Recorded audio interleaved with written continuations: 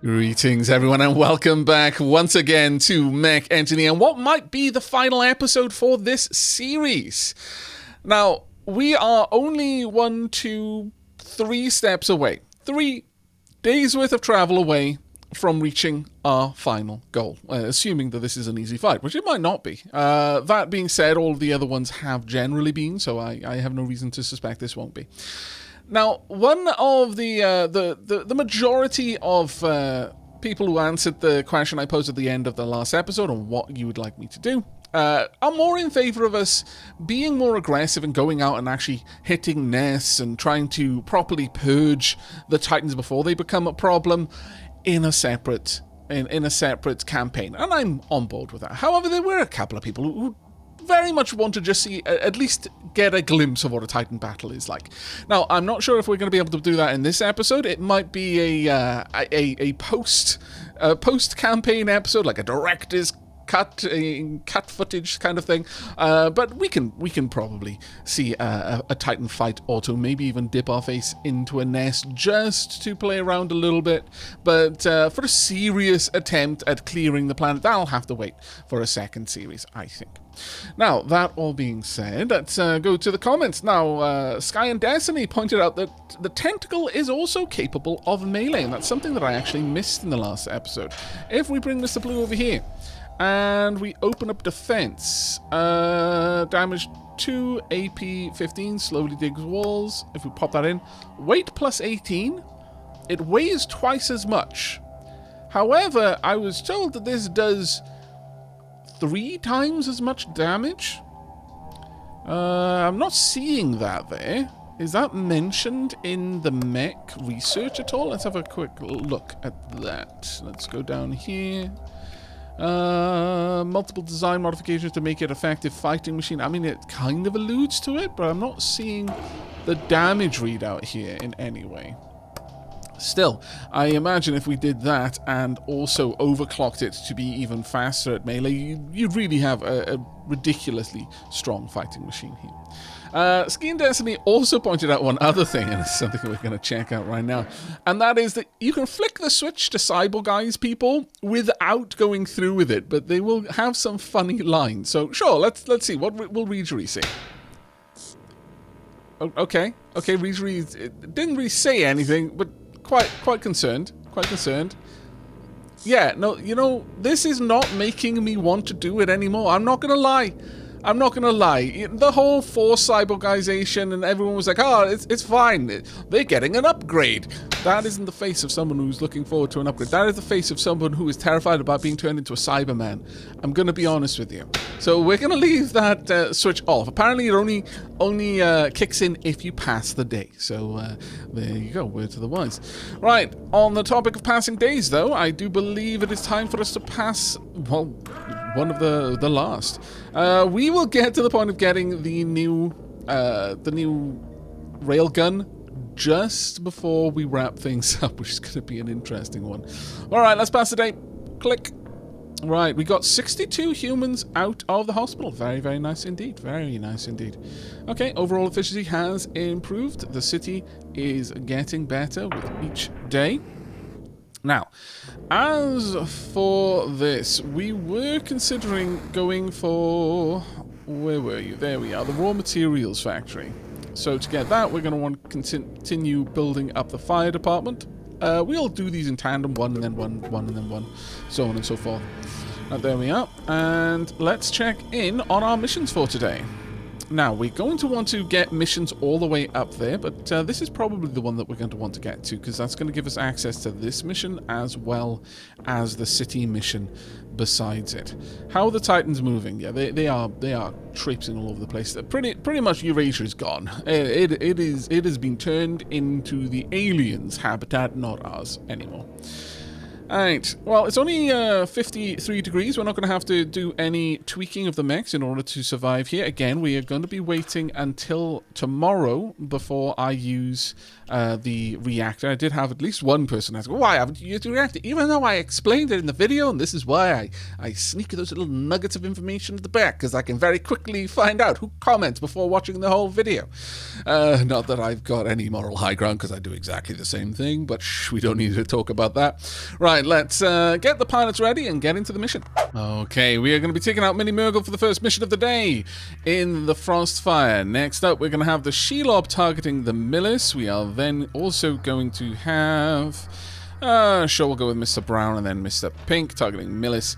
And finally, the Ares, and then Nicola and Planet Cracker will be targeting the Floss, Marshmallow, and Dickrick close behind. We've only got 14 nests here, but 6 Brukers. Honestly, at this late stage, there's so many Brukers on every map that, assuming you're not paying through the nose to deploy your mechs because you haven't upgraded the ammo factory, you're going to be quids in. Again, assuming perhaps that you're not taking armor damage as well. That comes down largely to whether you've got drones on your mechs or not, and pilots who can use them. Once we had drones, the cost of deployment went right down. In a bit of a weird way. It almost feels like we've lost part of the game as a consequence of it. Right, we are going to want to draw back, and we are going to want to obviously disable, well, actually just the Planet Cracker. I think, given this this map, we are actually absolutely in a position where we can just turn on the Planet Cracker's weapon. This is a very, very convenient map for us. Let's wait for the Planet Cracker to decide to destroy everything. There we go, everything is gone. And pop. There we are, everything deleted, well, mostly. What's left can easily be followed up. Let's turn off the Planet Cracker's main weapon again and start marching forward. There's nothing else we really need to do around here. Are there any Brucus hidden in the walls? No. No Brucus hidden in the walls. We're good. Let's go around a very open area so that we have plenty of time to take out the Flows and the Millets before they become an issue. I'm a little bit concerned about you being so far ahead. Let's keep everyone together. Once again, that's the biggest risk with the BFG, is someone pulling ahead of the group and thus no longer being in the protected area of the BFG's firing zone. Let's not just rush over here, because again, why take the risk? I can easily just have the mechs move closer to the nest and just delete them, so that I don't have to worry about anything getting pulled out and saying hello to us as we're trying to finish off the map. There we go. Have we finished everything over there? Yes, we have. All right, let's get over to the nest. That was a nice and simple one. There apparently are a lot of things over here. Not really seeing them. The map is a little bit bizarre there. I can definitely see these that have somehow been burrowed into the mountain, sure. But everything else, fairly simple. We even just pulled you straight across the swamp, which was actually kind of amazing. Very much appreciate that. Right, there we go. No damage as far as I could tell. A perfect run. Very nice to open up the day. Right, let's get into the next ones then. Well, actually, let's first check these out. We've got a 3 here that can definitely see 3 somewhere in this area. That can already see 2, but it's got a lot of information around it. It's actually getting a lot harder because there's so many things all clustered together that there's really no guarantee of where things are. This can definitely see 2, though. We know that that one can't have anything there. This one can have 1, so there's still a potential of 1 in these 2 tiles. And this one has to see 3, but there's no particular reason why these tiles can't be up there, I guess. That can see 4. This can see 6. 1, 2, 3, 4, 5, 6? Wow, that's hard to know. That's the highest number that we've seen so far. My lord.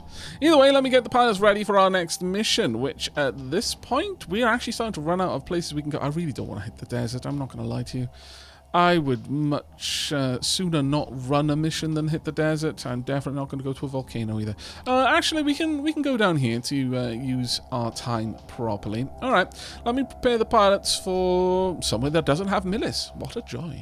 Alright then, well this is actually going to be a much easier map for us to take on. So first and foremost, Phoenix Tilly is going to be focusing on the nest, and I'm also going to have the Shob focusing on the nest as well. Following up there, we've got Mr. Brown piloted by Callagall and Mr. Pink piloted by Plummersmack, going for a Floss and an Aries, well, not respectively. They got them the wrong way around for that. Nicola and Planet Cracker also going for the Floss, and then Marshmallow and Dick Rig, of course, in the rear, taking care that no one gets none of the enemy get too spicy with our mechs. Right, let's have a look at this one. Should be a fairly easy one for us to go through. That being said, it's not super clear here, which is never a good thing to see. Right, we're going to want to, of course, disable both the BFG and the Planet Cracker until, or rather the missile system, until we are able to quickly clear out this little area. Then we'll have the BFG turn on. We'll have Dig Rig to take out those and then head back. And let's just make sure that everyone is kind of in their own position. Over here, 3 and 4. Then 5, which is the Nicola, and Planet Cracker is 6. There we go. Alright, that should be fine. Let's unpause and see as people move around. That Brucus is already deleted. Very, very nice. Alright, there we go. Let's clear up more and more of this. If you can hurry up over there, Marshmallow, before those flows decide to attack. Yeah, I think we're now... Well, actually, you're a little bit too close. We need that one to be deleted. We actually ran out of energy. People were... Oh, sorry, ammo. People were having to...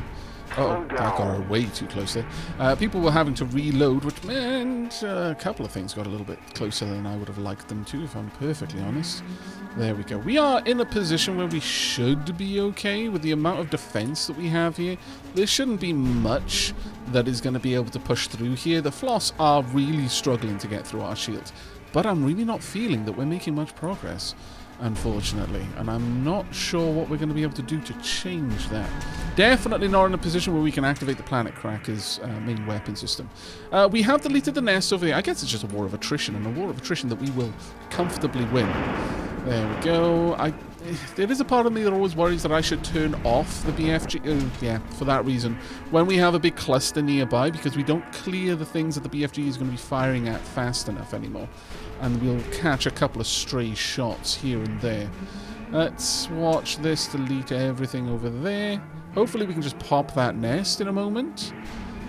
We should see that happen shortly.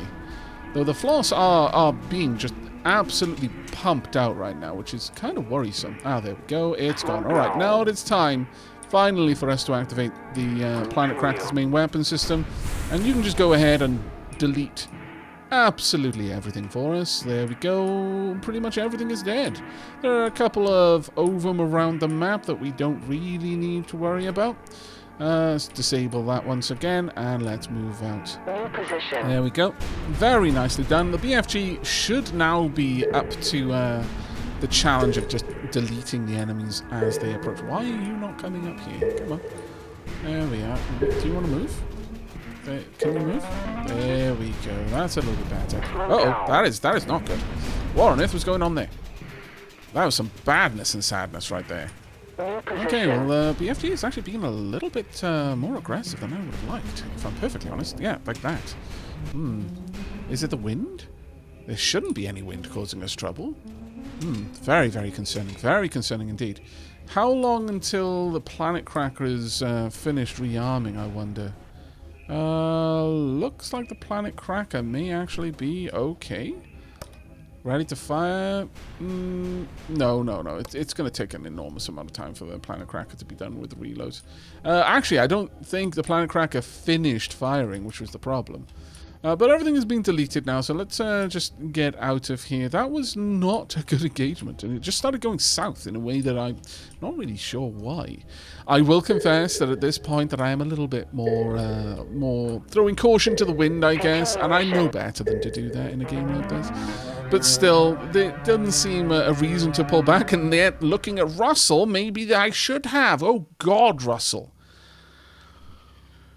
Russell tanked a lot of shots. My goodness. So there you go. That's why you should never throw caution to the wind, and you should always treat every mission like it could end you, because it could.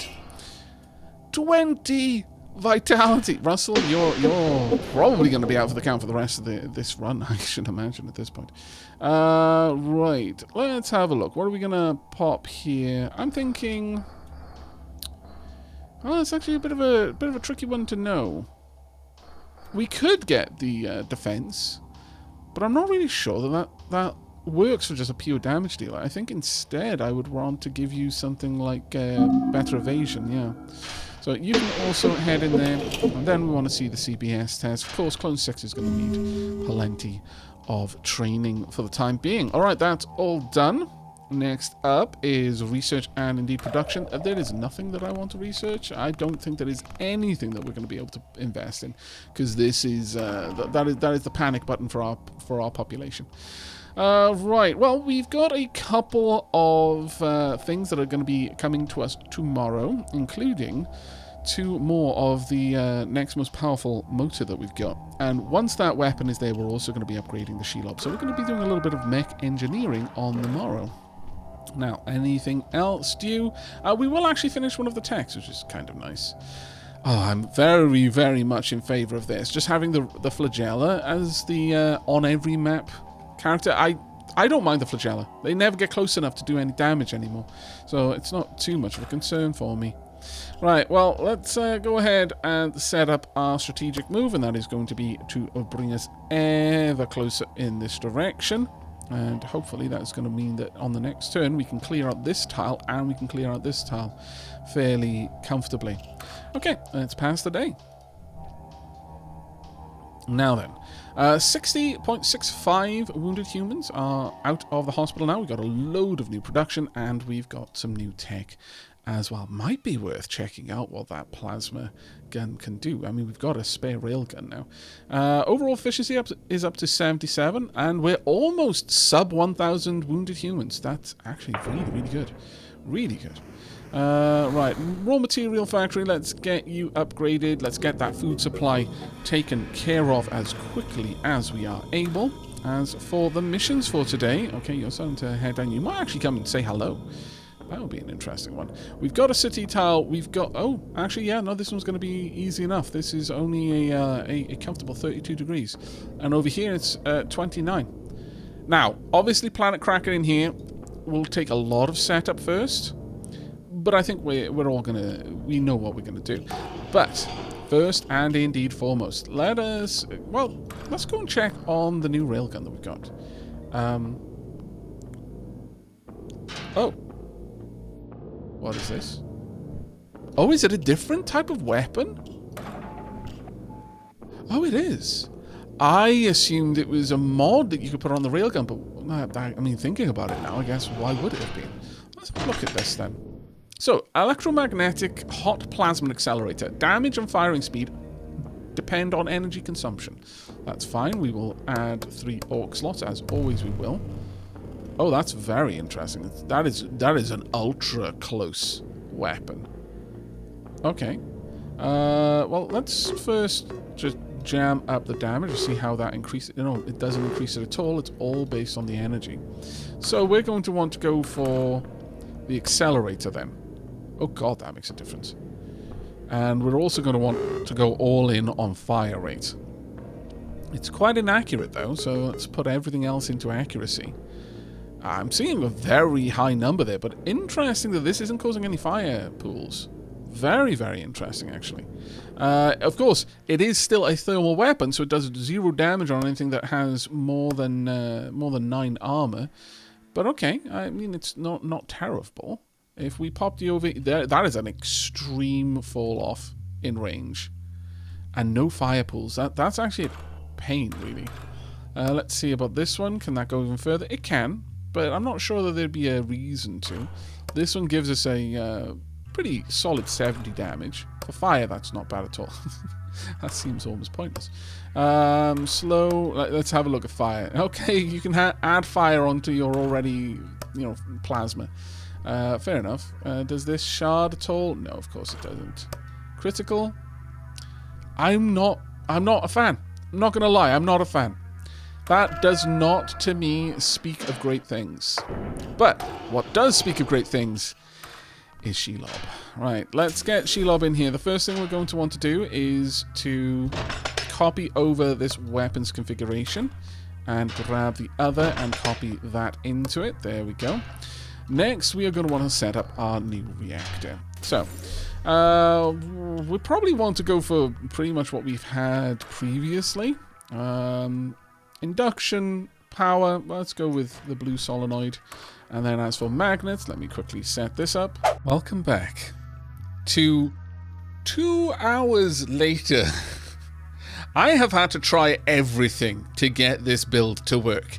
So we're going to take a few moments to actually break down what I've done. The first thing you're going to notice, the elephant in the room, we'll address it at the beginning. I've had to put on 2 different types of weapon systems for this. Now that's usually my golden rule. Don't mix your ammo types because it causes issues. The reason that I have done this is specifically to inject heat into the system. It was the only way I could do it. If I had all weapon systems, all kinetic weapon systems, then the system would run too hot or it would run too cold, and I'll explain what I mean about that in a moment. Now, there are lots of different things that you might imagine that I've tried. I've done everything. I've literally gone through this reactor several times, swapping things out, changing its resistances, trying to get it to work with 2 red lines. I couldn't get that to work. No matter what I tried, I couldn't get 2 extra red lines to work. But as it stands, I can redline both of the rail guns a 4th time. So let me get all of that going again, and I have to set these up to 3 and 4 respectively to get this working. And that's really important because that 4th wire over here, to give me a little bit more room to put some more coating, I had to pull the coating right down, though I have increased the armor. But that 4th wire pushes this to the point that it'll overheat. It is now dancing on 99.99999% of its reactor's maximum temperature, but only at 35 degrees. This cannot run in a desert. Can't run anywhere but above 35 degrees. If the last part is somewhere else, and it probably is going to be somewhere else, I'm going to have to spend just as long retooling this. But I've gotten a couple of tricks up my sleeve. This has actually been a really, really informative engineering session. 104 engineers because of me swapping and replacing parts. But it has to run. Just take my word for it, it can only run in this configuration right now. I have tried every configuration of capacitor or heatsink to try and make this work, but it needs this cooling system. Currently our maximum cooling is 23.46 versus a basic heat of 19.70 and a heat from shot of 0.96. Heat from reload is 9.23. Now these don't generate heat as they fire, but what they do is I've specifically given them a very small amount of ammo for the rockets, so this encourages the mech to reload frequently, and that reloading was the key. I tried everything I could to just get basic kinetic weapons. I even tried swapping out from shotgun kinetics to single fire, so that just in case it was adding heat per shot per shell that was being fired from the shotguns. I trust me, I've done everything I could. In the end, I was sat with a situation. If it was all kinetic, then if I started hot, then it would overheat before reload, or rather from the point of a reload, which will only kick in at 85%. Sorry, 85% of the total heat. Let me just pop these back on. Kinetic rate of fire and move speed to power. I even tried overclocking and adding different things on. There really wasn't anything that I could do. But if I was, like, for example, started firing around the 40% reactor temperature mark with 6 kinetics, it would overheat. And even if I tweaked it and thought, oh, well, they're not always going to be firing, let's just see how low it can pull the temperature from 85%, where a reload kicks in, it could never get low enough that if we were firing for a prolonged period of time or immediately after a reload, that we wouldn't overheat by like half of our magazine spent. So we needed to change something. So I popped these in. Or rather, I then checked, well, what would happen if I started firing from completely cool, from wherever the resting spot of the temperature is. For example, if we go in here now, the resting spot, if I pop this up at, let's say 35, let's get you there, and just wait, this will eventually hit 0. At that point, even with 6 kinetic guns, I would never generate enough heat because I was firing so slowly. I would never increase heat. Like, I would never overcome the cooling when my firing rate was at its lowest. I had to have the firing rate a bit elevated to generate enough heat in order to start the ramping process. But at that point, it would ramp too quickly and it would overheat. So my solution was to add in the rockets, because the rockets force the mech to reload at low levels of heat, and at very low levels of heat, the amount of heat that we're adding with the reload when our cooling efficiency is at its lowest is enough to pull our heat up above that threshold, where from that point forward, just firing the guns is enough. It takes a couple of reloads to get there, but it eventually gets there. You'll have to take my word for this, because I'm not going to hold my finger down on the fire button for this long. But eventually we cross that threshold, which is around about the 30%, 35% mark, where our guns are now firing fast enough to simply continually generate enough heat to pull us ever higher in heat. It takes 3-4 reloads of the rocket system for us to get there. So normally, if the Shelob isn't firing constantly, it hasn't got a reason to reload, we're going to be at a very low rate of fire. So in a real war of attrition where the Shelob is constantly engaging, it is going to pull its heat up enough that it will then just continuously fire with its main gun. Eventually we get to the point, and it's about 99.9% of the reactor where it is waiting to reload the rocket system because it's above 85%, and it runs out of its last it runs the magazines dry on the kinetics and then has to wait to reload those as well. It took me so long to get here, you've no idea. Well, I literally told you, but oh my lord. It was really fun though.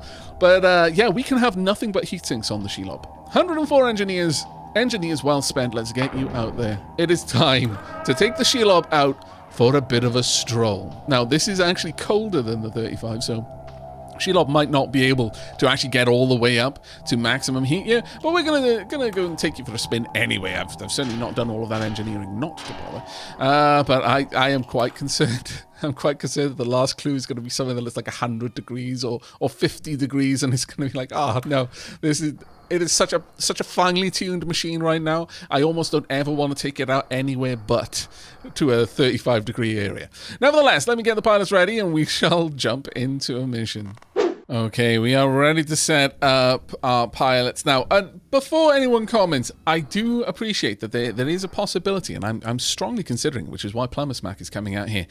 If I get a pilot with the overheat skill, where an overloading of the reactor doesn't damage the mech and doesn't damage the pilot, then that would allow me to push the Shelob just that little bit more, and kind of bank on the fact that the Shelob is never going to be firing non-stop from the moment the battle starts to the end of the battle. And even if it does at that point, it's fine. I might even overclock it at that point and put it in the cooling, but we would literally be crafting a pilot specifically for the Shelob at that point. And I don't like only having one, so maybe Plumber Smack, and whoever gets to level 9 the fastest. It does gall me a little bit that I realized this problem after I'd already given Soundsphere the evasion skill. But if we can get Plumber Smack up to this, or 2 other people up to level 9 where I can give them the next skill, then we will make Shelob pilots, and we're just going to accept that the Shelob is a hot mech to pilot. Right, let's get Frostfire over here. We are going to want for the Millis. I'm going to say, actually, well, no, we'll have Shelob going for the Millis there. I'm also going to put Mr. Brown and then Mr. Pink targeting the Ovums and the Aries specifically. Then finally Nicola, Planet Cracker, and Marshmallow and Dick Rick as usual. Right, let's get into this fight and see how things go. My lord, I've almost forgotten what combat is like. I've been engineering for so long. There is a reason why I always play the engineer when I'm playing Artemis Bridge Command. I like playing with numbers and making things efficient, damn it. Oh god. Let's just make sure they can turn off the big guns, please. Oh, actually, the BFG is fine. Let's draw back. There we go. Just, eliminate those with a quickness. And honestly, from this point, I'm actually fine with enemies popping up here. That one a little bit less so, but let's make sure that the Nicola is up here. We'll pop the Shellcracker right there. I want marshmallow behind them. And then down here we'll have a cluster of the other pilots. The other capable ones. Shob there, and we'll have Digrig right behind. I'm just going to let the BFG pop the area around here for now. And then we will open up on it. There we go. Let's get this open. There we are. We've already destroyed that nest, which is grand. Now, you're a little bit too close for comfort. I'm not going to lie. Yeah, that was the problem. Yeah, we're going to take a little bit more damage here. Let's move the Shob over here. Let's get everyone clustered as far away as we can. It was kind of silly for me, I guess, to have put them down there instead. Let's move everyone up to this far corner away from that, because that's only going to get worse with time, unfortunately. I could, of course, turn off the BFG, but the whole point right now is for the BFG to clear enough room for us to safely activate the Planet Cracker's weapon system and delete everything. Honestly, though, the BFG might end up just killing everything on this map anyway. Other than that one shot, which, again, was my fault for honestly having them in that position. We're okay. Alright, yeah, I'm gonna say you are now weapons-free, Planet Cracker. Oh, I changed my mind. You're no longer weapons-free. That was terrifying. What timing. Right, okay, you are now weapons-free. Both you and the Nicola. Right, let's move a little bit over here so that you're in a position where you can actually aim at something, and I would like you then to, you know what, can you get down here and take a shot at them? And we'll unleash all of the missiles. Fire the missiles. There we go. The missiles have been fired, and we are moving away. We're moving away quite rapidly. Alright, let's shut that back down. Don't want that engaging again. Yeah, I think we've more or less removed everything from the map. We should be able to just wander in this direction for now.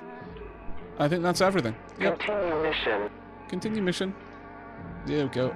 Don't walk through the death laser, please. No. No, you. There we are. Now you may continue the mission. There you go. Alright. Everything was nice and easy except for one little bit of a potch there, unfortunately. Definitely getting some slow to respond orders. I am guilty now of just putting pilots in and not paying enough attention to where their abilities. Ooh. Well, nothing particularly new.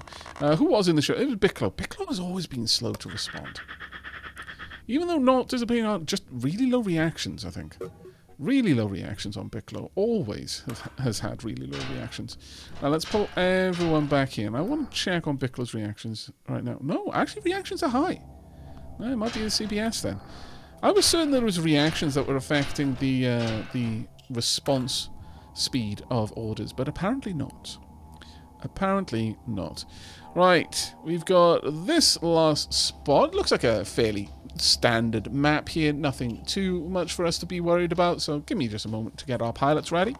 Okay, we are back, and it is time to get our pilots out into what may well be one of the last missions we run, because realistically we're going to complete this mission, and then tomorrow we're going to take on the final part, and that will be it, well, for them, possibly. We'll see. Right, let's get Vinistilia in here. We are also going to have the Shob helping. Oh, no, the Shob is going to go for the Millers. Once again, I keep seesawing back and forth. Mr. Brown and Mr. Pink will go for Ovums and Ares, respectively. Nicola and Planet Cracker on the Floss.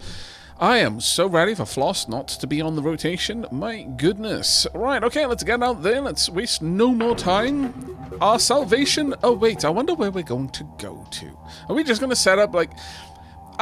there's a part of me that's like, well, maybe we're going to go and find some completely different planet somewhere far, far away. Or maybe we're just going to get off this one, go into orbit or around some body in the solar system, deploy our automated mechs, because that's what effectively this AI was the best at doing, what it was designed to do. Start strip mining a moon or something, and then come back and take our planet back from the... Oh... Of course you had to be a bloody nest, didn't you? Okay, so that scuppers my plans a little bit, but not terribly. Also, this is a fairly good map. So, you know what? Let's not get distracted, because being distracted is how we die. I am then going to want... let's have... the marshmallow, quickly remove everything down here. Oh, I'm loving all of the extra rockets, thanks to the, thanks now to the Shelob also being equipped with it. Right, okay, weapons free on both the Nicola and Planet Cracker. Do your thing. There we go. And everything, oh my good God, you survived the Planet Cracker? I have clearly underestimated you, Floss, and I apologize. That won't happen again. Right, okay, let's, I think we're going to need to be on the move. Okay, that is terrifying. That is genuinely terrifying. Something survived a face full of Planet Cracker. That has not happened before.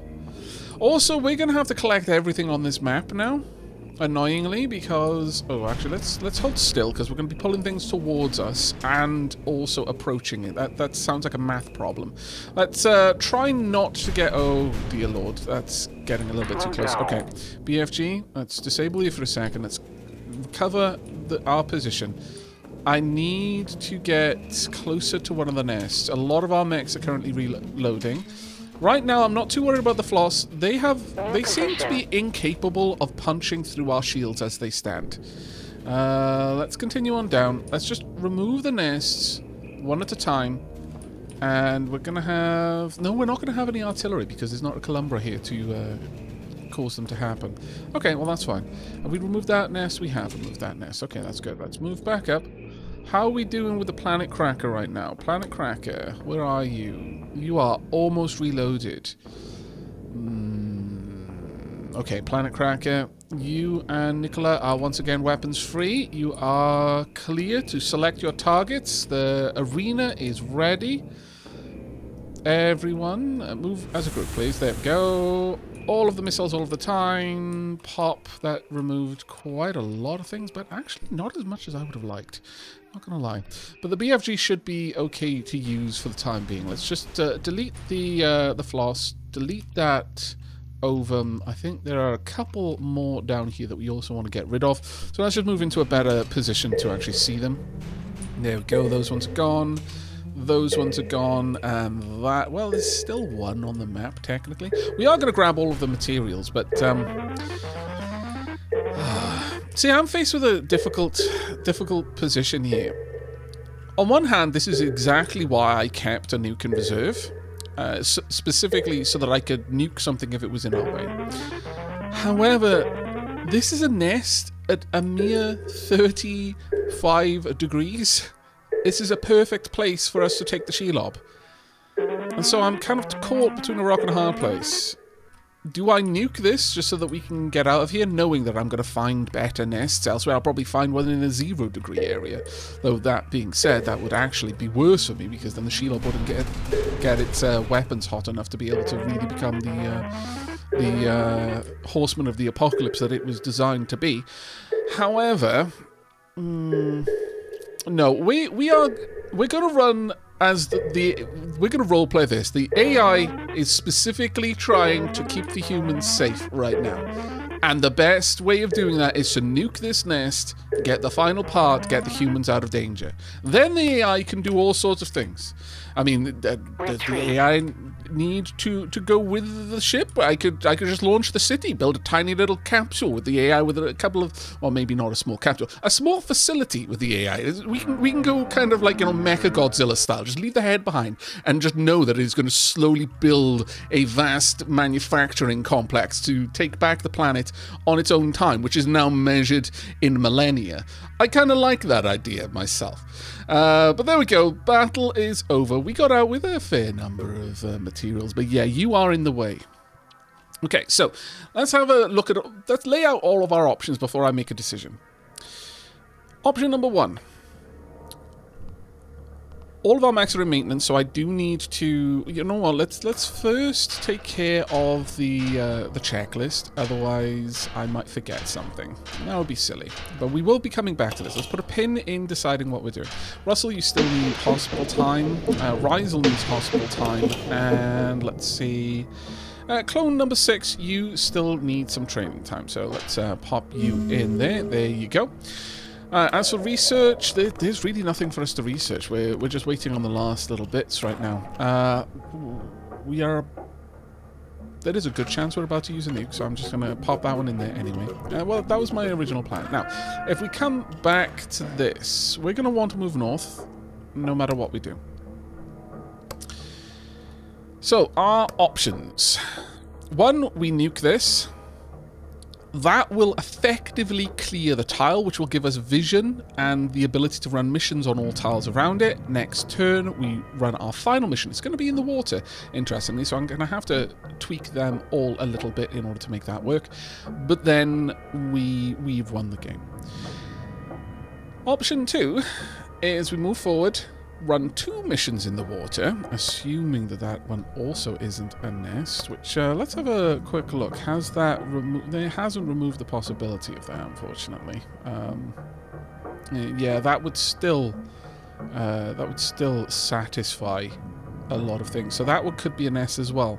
And that is the problem. We're surrounded by nests down here. I think no matter what, we would be here for an extra turn, which I'm not about. No, we're gonna go with the original idea that this series was the AI doing its damnedest to keep everyone alive and save as many humans as it could, as per its 3 laws of robotics.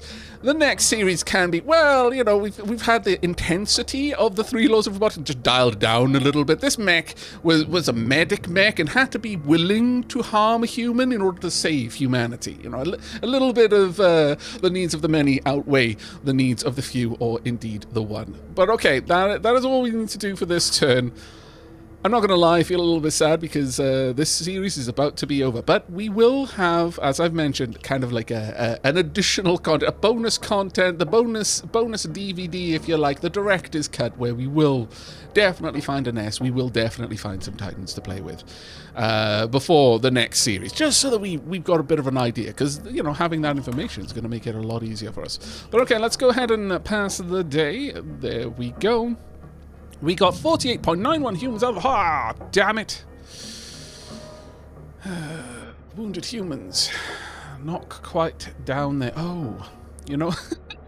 I had a lot on my mind, okay? The AI is trying to organize... The AI wanted to make sure that there were below 1,000 humans so that the colony ships that we launch don't have their resources strained. We have done some precision math, and we have decided that below 1,000 is the optimum amount of humans to have in the hospital for the launch. And so, as a direct consequence, we didn't nuke the city yet. It was all part of the plan. That is why we did that. It was 100% intentional, and anyone who disagrees will be turned into a cyborg. I knew it was going to happen eventually. One day we would do something, and we'd forget to do something important. But yeah, we want to drop the nuke. Let's go ahead, pop it right there. There we are. We're going to say goodbye to that nest, and for all intents and purposes, because I did actually take a moment during the setting up the pilots to just check how much footage I had to cut out of the engineering. We're running up to about time, so you know what, this all kind of lines up anyway. We are going to pass a turn for the first time. We're going to pass a turn without running missions. Well, actually, that being said, I mean, we could absolutely run this mission. Sure, why not? We'll extend it just a little bit. Look, I'm feeling sad that I'm going to wrap it up. I feel this way every time I wrap up a series. It's like finishing a good book. You suddenly feel like you're having to say goodbye to friends. Right, okay, let me get the pilots ready for this mission. One of the last, last but one, I suppose, and I shall bring you back in just a moment.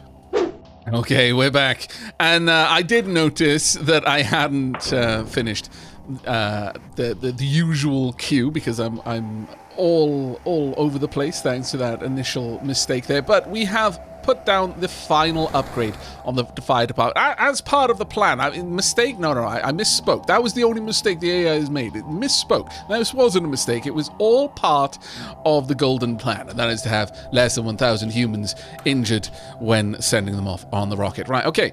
Now then, don't worry, pilots. I know I'm sending you out to do a mission right next to somewhere I'm nuking, but once again, the AI never makes any mistakes. This is all part of the master plan. Right, Mini Murgle and Synthetic Samurai are going to go for the ovums. We are going to have Mr. Brown and Mr. Pink targeting the Millis. We are then, well, actually, you know what? No, we're not going to do that. We're going to have Nicola and Planet Cracker targeting the Millis. I know that they're resistant, but let's be honest. Look. If the Millis can also survive Planet Cracker attacks, then frankly, we're not even going to try and take this planet back after we've mined all that. We're just going to let them have it. They've earned it at this point. Right, let's go ahead and see how this battle fares. Hopefully, very, very well. Right, now, in your own time game. There we go. Right, let's have a look at what's going on. We are surrounded by Nest, not something I super duper like. Let's draw back and immediately disable the BFG and the missile system. I'm going to need some of this area cleared up. So I want Marshmallow to quickly grab those two, and Digrig to quickly grab these two. There we go. Get back as fast as you're able to. There we go. Perfect, perfect, perfect. And let's just get these out of the way so that both the Digrig, the Planet Cracker and the Nicola can go weapons free. And I think that is about now. So let's pause that for a moment, and let's start off with the BFG. Let's just clear the chaff around the place. And now Planet Cracker. Engage. Fire the missiles as soon as you are ready. Where are those missiles going? I have no idea, but they didn't quite go where I'd wanted them to go, I'm not going to lie. Alright, well that's cleared out the way. Let's disable the Planet Cracker's main weapon system once again, just for safety, and start moving the lance forward. Okay, we've got a Calibra over there. Nothing too terrifying for us, and we should be able to very, very easily clear this area out now. Not having Floss, honestly, is such a big boon for us. They were such a pain. Just because... Oh, let's draw back also. Pause. Disable the BFG for a moment. Let's just make sure that we're all safe before I enable that again. I think we're clear. Alright, there we go. You can go ahead. We should be able to very easily deal with the Columbra over here. And let's just march towards it. There we go. And everything should pop around. There we are. You could easily make a weapon that only targets the Calibra by just disabling its targeting range on anything else. Did we just take damage right at the end?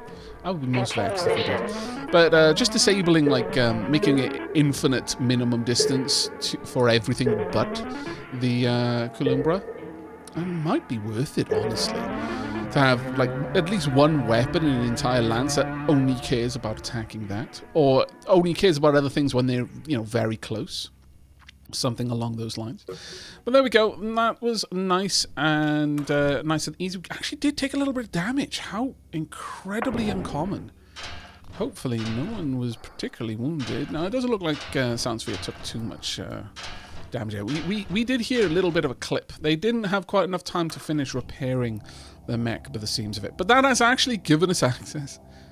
It looks like we didn't need to nuke this after all.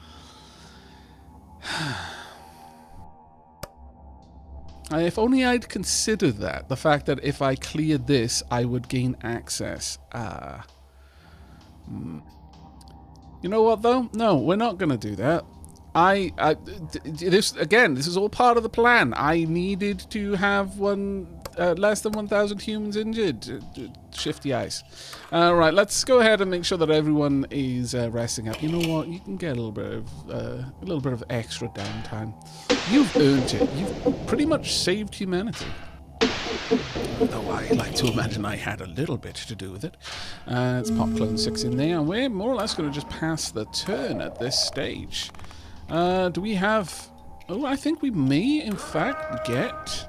Oh, we will. We'll unlock the castle next turn. Alright. We'll also get some more specialists out of the population. Let's have a quick look at the map. as it stands, it all looks okay. You know what? I'm going to quickly tweak the mechs to make sure they are set for dealing with underwater, and then we're going to pass the day, the final day. Okay, all of the mechs have been equipped with their necessary orc slots. The Shelob, a little bit different though, in that Shelob has got dual weapons, so needed both the needler bullets and the torpedoes. But as for the Frostfire and the Nicola, not the Frostfire and the Nicola, the Digrig and the Marshmallow, they only needed turbines because they only have energy weapons, so it wasn't really that much of a problem for us. We'll go ahead and move the city because why not? And finally, we will pass the turn. All right, let's see how things go. There we go. Wounded humans actually went down by 51.61. Not bad. And we've also unlocked the castle. We're not going to play with that one in this one. Really, there is no point. That will be for bonus content. Or maybe for the next series. It'll definitely be for bonus content. If I'm going to take on an S, I will take it on with the best mechs that I've got. Everything is looking good in terms of food supply, in terms of components. Did we actually have both consumer goods and food? No, they didn't. But we're at the point now where I honestly think they have completely balanced out. Yeah, I'm really, really happy with where things are going now. 978 humans are out of the hospital. Happy, happy day. Right, well, let's not break the habit of a lifetime. Let's go ahead and improve the raw materials factory. There we go. All well and down. We're down to only 29.72 components. We're going to need some more. But that is something that we can always work on going forward. But just to have a look at the castle, oh, they're called the Shadow, really. Okay. 1, 2, 3, 4, 5, 6. Yeah, oh my lord.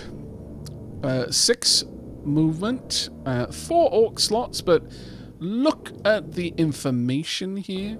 Passive armor of 4, hit points 24, 95, 90. This is a mech that is built for pretty much anywhere. The only thing you would have to struggle with is maybe heat, possibly. It's a little bit hard to say. It's already 102 tons just by itself, just from existing. That's kind of impressive, really, when you think about it. All right, we all know where we're going, so there's no reason for us to dilly down. Who are we going to take on this one? I kind of feel like it should both be. There are 41 nests. You know what? We are going to... You're going to be with me for this one, I think. Let's get everyone out of the hospital, out of training. We are going to send along both Mini-Murgle. Mini-Murgle, you're going to be in the front. Okay, never mind. Phoenix is going to lead this, but Mini-Murgle will be following along in... I'm not going to put you in the Shelob. I don't think... You know what? Mini-Murgle? Sure, you can have the Nicola. There you go. Right, well, the Nicola's weapon system, I kind of need that one to be ultra accurate, I'm not going to lie. Well, you can go in the Mr. Pink, that's fine. Right, Sound Sphere, we want Isham in the Marshmallow, we will also have Encrypt, we'll bring out our 2 best defensive pilots, there we go. I want Synthetic Samurai in the Shelob. As soon as you're done eating. There we go. Bicklow in the Nicola. And then finally Ravian in the Mr. Brown. This is pretty much it. This is the best group that we've got. More or less all of the top pilots with the exception of, I think Isham was a little bit lower on the list. Alright, anyway, let's go ahead and get into this fight for the final battle of this series. We're going to want to take out the Millers. They are going to be a real pain underwater, I'm going to say. The Flagella are not nearly as much of one. Let's get all of that set up. So, finally, who's going to lead the team? Mini-Murgle in the Mr. Pink. You've not really got the best weapon for going for ovums, but that's fine. We will have then Shelob taking on Millis because they are legitimately a high threat. Mr. Brown can also help out. Finally, we will have Nicola, Planet Cracker, and Marshmallow and Digrig. Wish us luck. If this all works, we should... I just realized something. I should have dropped a save. So... It's fine. It's fine. We'll just see how this goes. The furthest back will be is like a few days. It's not that much of a bother. Right. Let's see. This is kind of a plot actually. We're going to move up here. I'm obviously going to disable both the BFG and the missile system. I'm going to want Marshmallow to very quickly dig those free. I'm going to want Dig Rig to go a little bit further if you could, and get back if you can. Not sure you're going to be able to. It's going to be a bit of a tough one for you, but get out there and do your best. Come on, Dig Rig, you can do it. Go, go, go. Dig Rig, best rig. Wow. Absolutely glorious. Absolutely wonderful. Okay. Let's get the BFG active. Should be able to pop all of those relatively easily. Hopefully the BFG is going to be able to pop that nest as well. We'll pull it out into the firing line. Okay, looking good. Looking good. Why? What are you attacking? New position. What on earth were you attacking? We're underwater. Is everyone okay? Everyone looks okay for the moment. Oh my lord. Right, you get back over here. Hold tight. Everyone's oxygen is more or less okay. We should be fine. I think it might have been... Was it the Brucus? Were you aiming at a Brucus? What a ridiculous thing to be going for. You're told not to. Or were you aiming for something over there? Honestly, when things get trapped in the walls, it does seem to cause everything to go a bit screwy. Right, I want you to clear up a little bit. Or do we risk it for a biscuit? We risk it for a biscuit, of course. Fire the missiles for the last time. As soon as you're ready. In your own time. There. Oh, that was way too close. I said risk it for a biscuit, but my goodness, what are you doing? I clenched. Not gonna lie. I still am. That was traumatic to observe. Why would you do something like that? Are you trying to unalive us all? Okay, that Brucus wants to play silly buggers, so we're gonna let you pop your face out. There we go. Come on, stick your face out, Mulatto. Actually, we could probably just march down here. And once it pops its face up there, we'll be... Actually, let's get a little bit closer. Let's make sure that we are definitely within range where it's not going to try. Also... Oh, that was way too close for my liking. Pull back. Pull back. Let's not do anything too drastic here. It would be the most awful way to wrap up the series is with someone dying in a ridiculous way. But okay, I think we're done. Now, my wondering is, as soon as we collect the part, have we won? Or is there like a next day button? That sort of, do we get an opportunity to put on our formal military dress?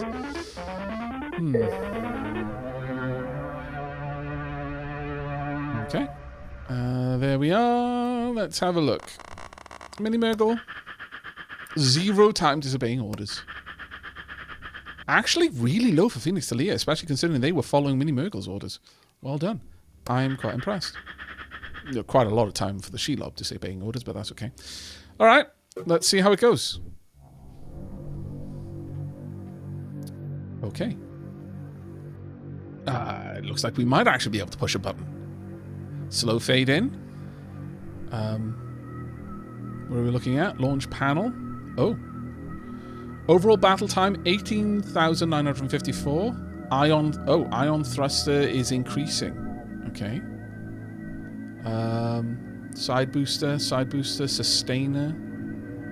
Explosives, 29,700. Kinetics, 197,563. This is quite interesting. A lot of static there.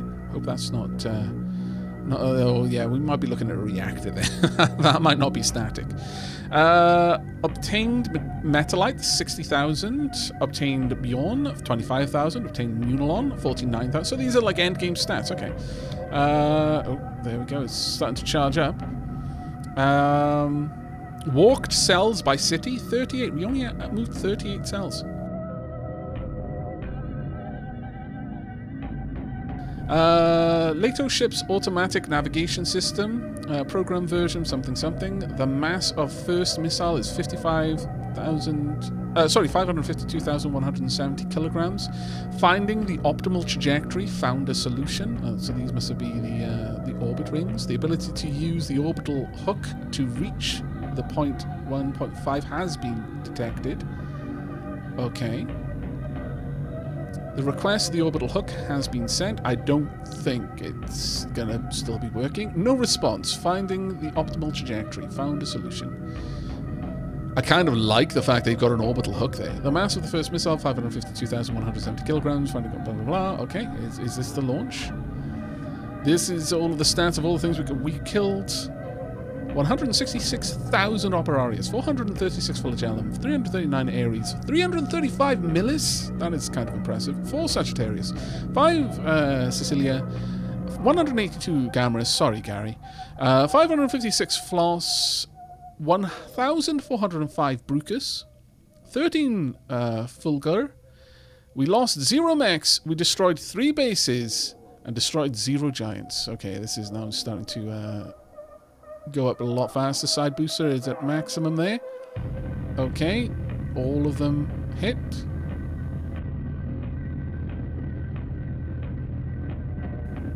Oh, is this launching from the city? Is the city staying behind?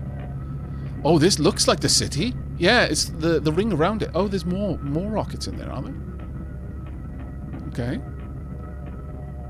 Off we go. What was that stuff about the first missile then? Are we oh, it might be that we're launching 3 rockets.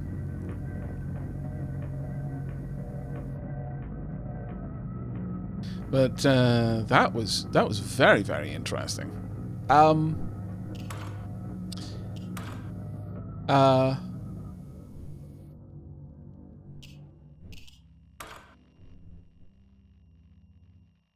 the humans are gone.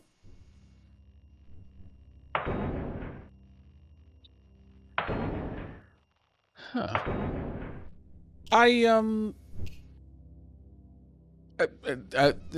The city just left behind, I guess. Okay. There are no more... The clue is gone off the map. So it doesn't look like you can just... Because I did wonder if maybe the idea was that you didn't hit multiple cities. Rather, you hit the cities... you just got 3, got the clues launched, and then got another 3 launched. And the whole thing with the multiple missiles. But I'm not sure. I've got all of these mechs and no pilots to pilot them. Maybe I should have cyborged a couple of them before the end. But looks like that's going to be it for this series. Bit of an interesting one. Definitely, like, there's no end credits or anything like that, which is definitely throwing me for a loop. But I hope you enjoyed. My final thoughts on the game. Absolutely love it. I think that should be obvious by now. But, you know, even though I really enjoy the game, there are definitely things that I would have changed. There are little bits here and there that I feel that could be improved on, especially in regards to giving information to the player. When we were fighting in the storm, it would have been nice to have seen the adjusted armor of and how the enemies in the storm would have different stats, because they did seem to be elevated in some way, and it's not clear how they were elevated. Likewise for nests, honestly, getting that little bit extra information would definitely help out. But overall, I can't really point out anything as being, game experience ruining. Just a couple of little places that, basically quality of life tweaks, and that is a very good place for a game to be at. If considering how many hours we've invested, and it's only a couple of little nitpicky things that I can point out and say, yeah, it would be nice if these were different. That means the game is in a very, very good state as is. But that is going to be it for me. I hope you have enjoyed. I hope you will be joining me for future projects, and indeed another series of this in a little bit. I think we're going to give it a rest. I will produce at least 1 or 2 more videos just showcasing some of the other content, the endgame content, such as fighting titans, going down into a nest, that kind of thing. But that is going to be it from me and from our mechs, because the pilots all left. So until next time, and as always, do take care, engineers.